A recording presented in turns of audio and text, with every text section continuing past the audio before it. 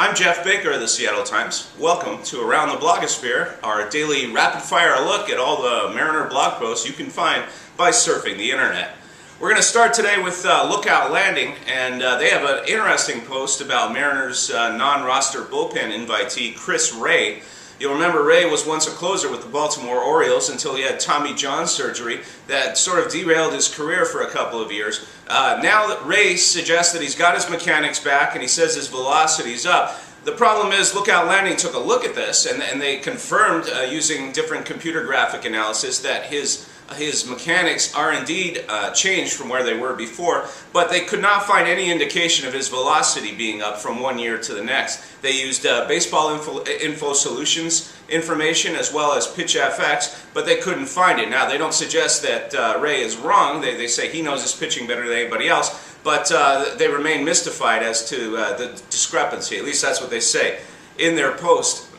Moving on down the line, we go to Soto Mojo, the Soto Mojo blog, and they have an interesting look at the Mariners' run projections and lineup. They project the Mariners lineup and use different projection systems, and they suggest the Mariners could score 742.7 runs this coming year, which is an increase of 240 runs or so over last year.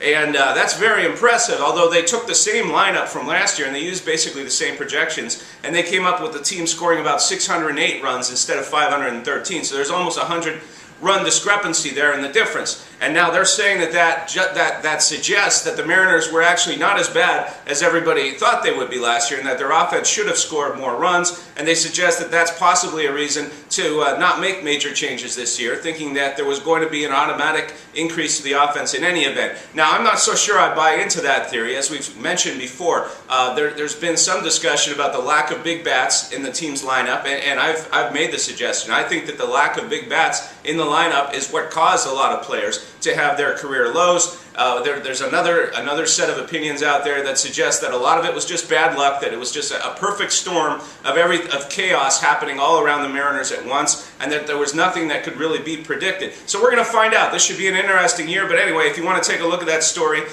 go right ahead. It's in there on the Soto Mojo blog, and you can see it right there. If we move on down the line to Prospect Insider, they're about to release their annual handbook, but they are taking a look now at the 3 farm systems of the other AL West teams other than the Seattle Mariners. And today they're looking at the Texas Rangers. Their conclusions are that the Rangers have depth in their farm system now, if not the outright talent that they had in previous years. Don't forget they've made some deals, including the Cliff Lee trade, that would be somewhat responsible for some of that happening. Now, if we're looking at other sites right now, Pro Ball Northwest, they have a story today about position battles, and they're going to take a look at the Mariners bench and the position battles at spring training when it comes to the Mariners bench. Connor Dowley has that blog post, so take a look at that and see what you think. Also in there, they also have a look at the 40-man roster, and just below Connor Dowley's piece, there's a look at Jack Cust. And their conclusion on Jack Cust, they do an analysis, is that